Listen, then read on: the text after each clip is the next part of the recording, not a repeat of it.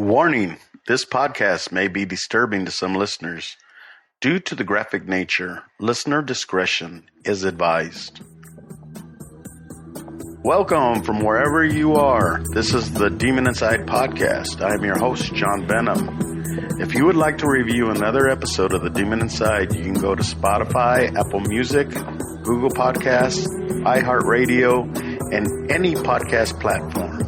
And please, don't forget to subscribe and rate us with 5 stars. A new episode will come out once a week.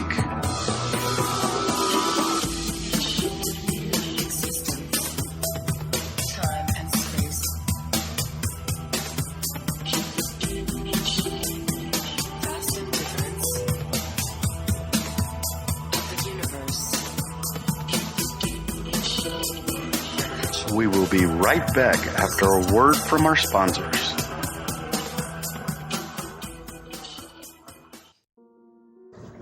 Victor, I just spoke to Frankie Jacobson's sister, Sherry. Today had to pick out 3 matching white coffins for tomorrow's funeral. And all the while, she's wondering how and why the man that her sister loved so much could have murdered her and their children. You know, I went to the jail yesterday, and they wouldn't let me go in to see him. All I wanted to ask him was, Neil, what did you do? What did you do? Sherry Kazanjian doesn't understand why Neil Jacobson, her mortgage broker brother-in-law, shot and killed her sister Frankie and her twin nephews Joshua and Eric. I don't know. I don't know what can make someone do something like this. I don't know. I wish I did know. If I did know, I would do everything in my power to save her. And to save him, I wouldn't want him to be in this situation, and the children. They were so adorable. I mean, they were 7, but they still had that child's voice. Just listening to their voice, you know, they had the little boy voice. Sherry says Neil was depressed about money, about failed business deals, but that Frankie was optimistic and always encouraged him. She cared about him. She didn't want one hair on his head. She didn't want to be damaged or hurt or feel pain. She loved him with her whole heart. Sherry says one detective told her that Neil shot Frankie first, but that she wasn't dead. And she got up and chased him as he headed for the boys' room. And then Neil shot his wife dead before going on to kill his children. I think he was very selfish, and I think he is a coward. I mean, to kill your wife and your children, and then to take Xanax and say, and you end up falling asleep. I said that to me is so ridiculous. You know, I mean, obviously he's a coward, and I mean, and an evil individual. I mean, you have to be an evil individual to do something so heinous. And in the end, Sherry can only deal with the pain and the loss. I love her. I stay up night and I try to go through my mind the different scenarios that could have possibly been and how she felt and what she went through. Obviously a very, very painful moment for all of the family left behind. Now, Sherry tells me that Neil had a lot of money. They had enough to live on even though he wasn't working, but that he wanted bigger deals, wanted to make a lot more money, and that he became very depressed, actually went on antidepressants just a few weeks ago at Frankie's urging. But she says, you know, a lot of people all throughout America are going through economic crisis right now, and they don't end up killing their wife and children. She just doesn't understand. Live in West Palm Beach, Terry Parker, WPBF 25 News. Hello, my Demon Insiders, and welcome back to the Demon Inside. I'm your host, John Benham, and today we are going to be talking about the Demon Inside, Neil M. Jacobson. Now, before I begin, I want to send out a couple of shout-outs. One is to a very good friend of mine, Margie, who I used to work with at a hospital a long time ago, and we recently got back in touch with each other, and she is the best, funniest woman ever, and I just wanted to send her a shout out, as well as her sister Julie, who I have never met, but according to Margie, she listens to my show. So this is for Margie and Julie. On today's show, this is going to be a continuation of last week.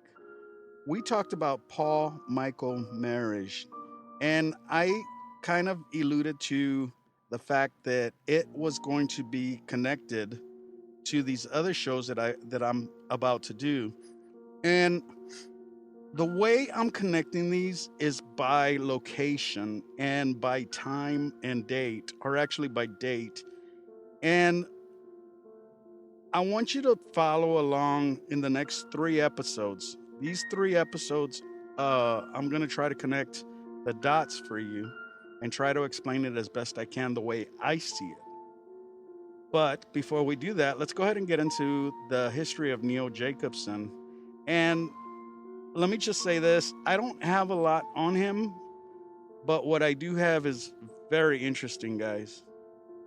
So Neil was born March of 1960, and in 89, when he was 29 years old, he lived in Bayside, Queens, New York, in an apartment complex where he met his soon-to-be wife, and they were both stockbrokers at the time. He had his firm in Long Island, and she was working for Shearson Lehman Brothers on Wall Street. So his wife adored him, and she would do anything for him. And according to a friend of the family, of his family, she said that Neil was the sweetest, nicest guy you ever wanted to meet. He was always the golden boy of the family. So after they met, they fell in love, and they were both working for stockbrokers, like I said, and they decided to start a mortgage company. So they left their field, they started a mortgage company, and they moved to New Jersey. And this was in 1993. By 2007, he decided that they should move to Florida. And by this time, they had twin sons. She went along with it because he said that they could make more money in Florida and their finances would be better. Even though he was worth $2.2 million, he still looked at investing and trying to find a better market. But in 2007 and 2008 and 2009, we had the financial crisis that hit our country. So they started to struggle financially. And by this time, he had started falling into depression. His wife encouraged him to go to the doctor, which he did.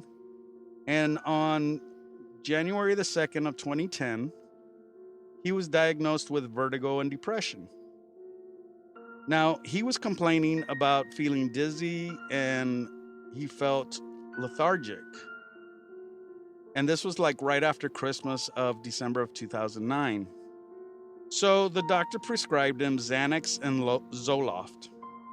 Now, as soon as he started taking these, his family said that, and his friends said that he started to change very quickly.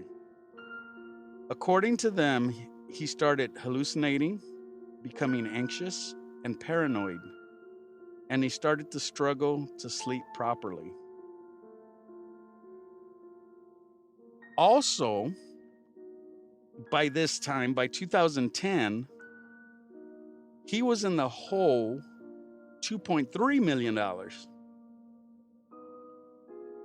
His finances were so far gone that he felt like he couldn't go any further. And this was not acceptable to him.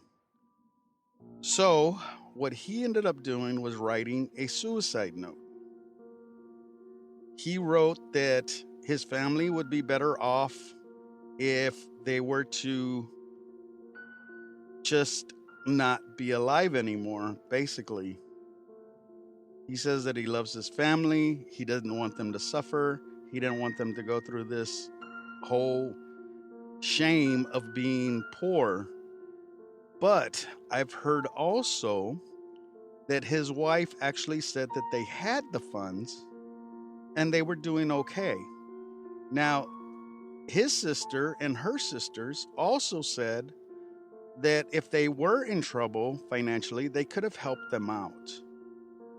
But according to Neil, there was no other way. Now, the only reason I'm talking about this suicide note is because, according to Neil, this was something that he wrote before.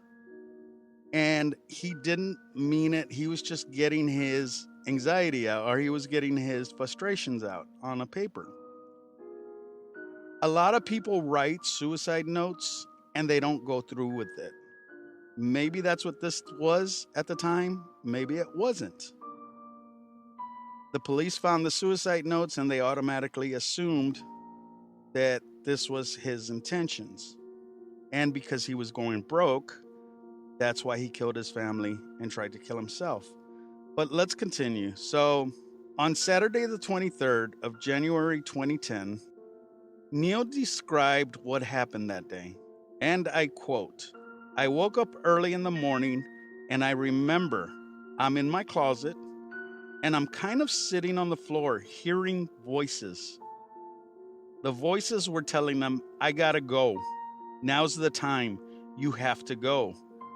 And these voices just kept getting louder and louder and more intense.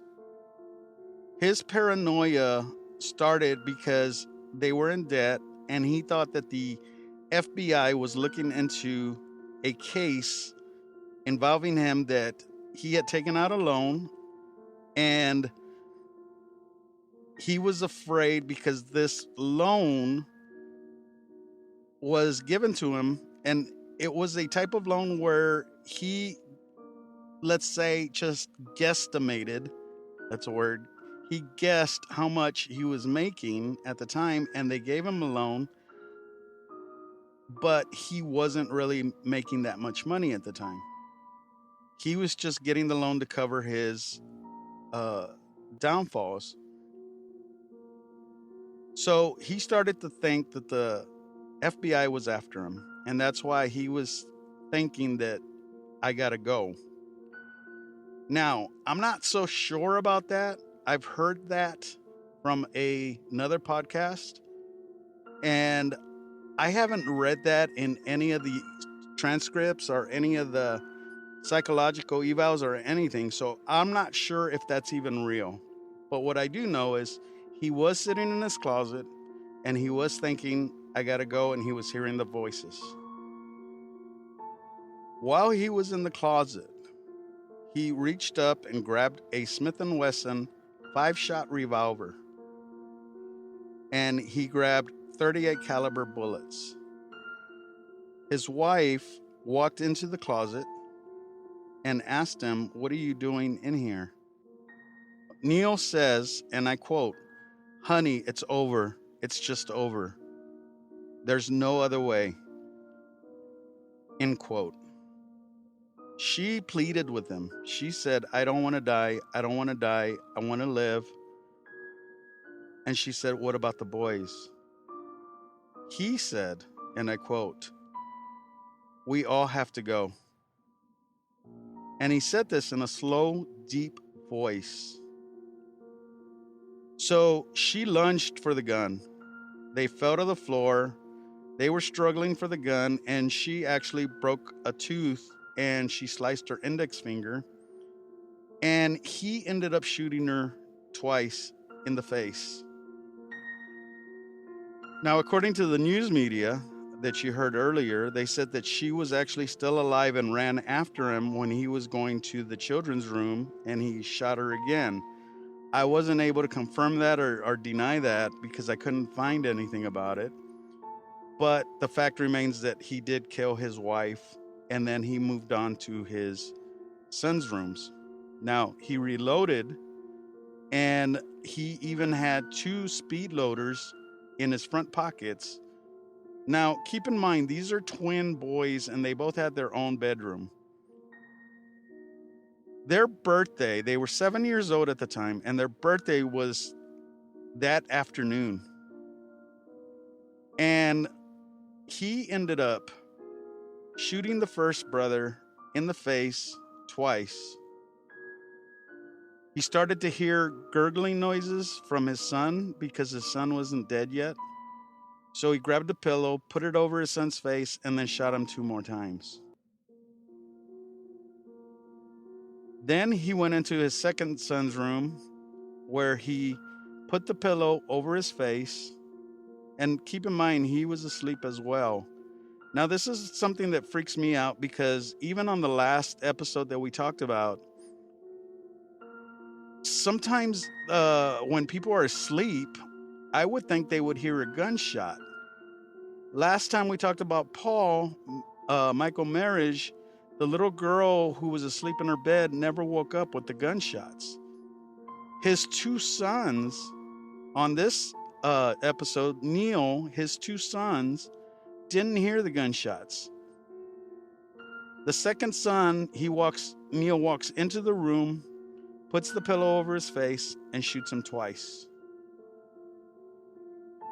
After that, Neil goes and washes his hands in the bathroom to get rid of the blood. He grabbed the keys to his car. He returned, listen to this, he returned to the children's rooms and said this, and I quote, "Come on, hurry, get up," he said, shaking them. "If you don't get up, I'm going to have to leave without you," end quote.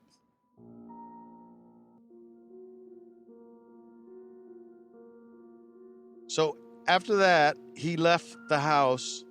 He had Vicodin, and he grabbed Zoloft and the Xanax that were prescribed to him, and he took all the pills.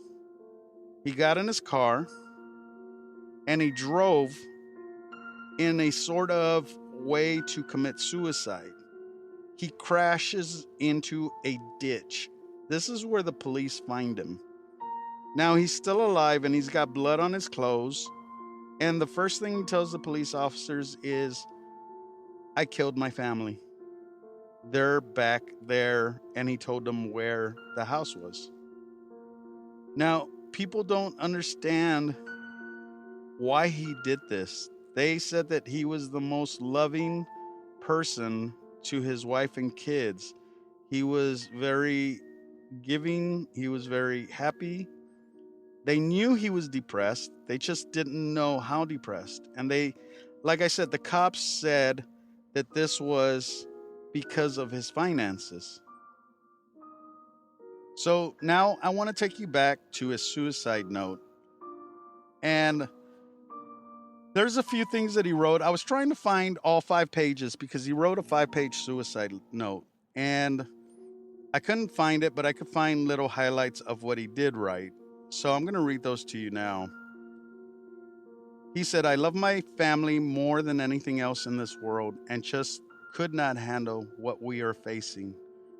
Due to my poor judgment, I had put us in a position that we will lose everything we have built. I overindulged in the real estate boom. I do not know what happened to me. There is no way my family will be able to recover, and they are looking at being destitute. I cannot allow our life with this. The anxiety is eating me alive. I am embarrassed and ashamed of what I have done, and taking your own life is bad enough, but taking that of your own flesh and blood is an act that cannot be understood." Now, that's what he wrote on his suicide note. But he says all the time that he loved his family and he doesn't understand why he did it. Now, let me share this with you, and you're going to freak out on this. This is from Paul, and this is what he says. He says, and he's talking about the day that he shot his family. He says, And I quote, I woke up early that morning and I remember I'm in my closet and I'm kind of sitting on the floor and hearing voices. The voices are telling them, you got to go. Now's the time. You got to go. And these voices just became louder and louder and more intense. Then he says this, it wasn't a plan. It was more of a mental emergency that something had to occur. I would wake up in the morning and I would have these thoughts. We got to go. We got to go. We've got to leave. We've got to go. It was early morning agitation, and as the days wore on, the thoughts would disappear, end quote. Now, here's the part that I find interesting. He says, I remember that distinctly. It was not my voice. It was not my mannerisms. I am not saying I was possessed. I don't believe in that. What I am saying is that the medication did something to me. The Zoloft, it felt like my brain was literally on fire. It felt like it was so hot, end quote. We have heard this before, where the person says that their body feels hot, where they end up taking off their clothes and everybody thinks it's bath salts. This guy wasn't taking bath salts. He was just taking antidepressants for his depression. So why would it make him feel like it was hot? Now, let me explain to you why I'm doing this show as well as how I'm finding my patterns. This happened in January of 2010. And the exact date that he went to the doctor to get his medications, that he felt dizzy, that he felt like he needed help, was January 2nd, 2010. Now, this was happening in Florida. And if you were to go down all the way to the Keys, where Paul Michael Marriage was hiding at the Florida Keys at the hotel, January 2nd was the day that they caught him.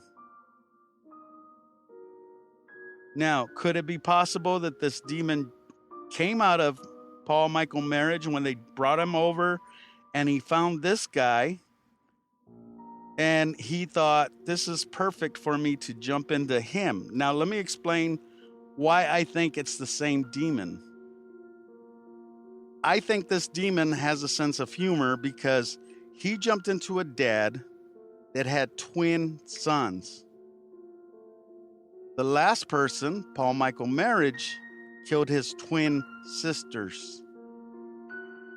What are the chances that the two families that were annihilated had twins in their gene pool? Think about that for a second, okay? Now, here's something else. The face biter people that I was telling you about, we started with Miami with Rudy Eugene in 2012. Paul Michael Marriage drove from Miami all the way up to Jupiter, Florida. Keep that in mind. So, the next person that became a face eater was Anison Joseph. Anison Joseph happened in Del Rey. This crime happened 20 miles away from him. This is not a coincidence. This is a pattern for me. As an investigator, there are no coincidences. The years are off, and I'll explain that as I go along on these episodes. But here's the thing. For me, right now, this demon that kills people traveled to Neil Jacobson's house and killed his family. Everybody wonders why he did it, and he doesn't even know why he did it. He's still having a hard time dealing with it. Maybe it was, maybe it wasn't demonic possession. I don't know. Maybe it was demonic infestation where he's hearing the voices and he gives into the voices. Because that's what he said. So now we have, and let me explain. Remember, we have 4 types of demonic things that happen to people. We have infestation, obsession, oppression, and possession. The first one with Paul Michael marriage was obsession. This one is oppression. Trust me, guys, you're going to want to listen to the next 2 episodes and it'll make sense. Thanks for listening. I'll talk to y'all next week.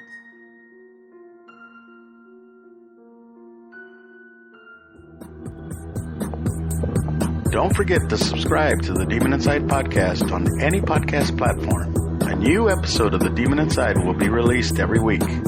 Let us know what you think of the episode on all our social media platforms. If you have any questions or comments, go to the Demon Inside podcast at gmail.com or click on the link down below. We would love to hear from you. And to become a Demon Insider, go to our website, thedemoninsidepodcast.com. We thank you for listening and hope you will join us next week for a new Demon Inside podcast. If you enjoyed this episode, please tell your friends. I am John Venom, and I'll see you next time. If I don't get possessed. The Demon Inside was written and created by James Porter. It is a production of Venomous Entertainment. Background music is by Lucas King.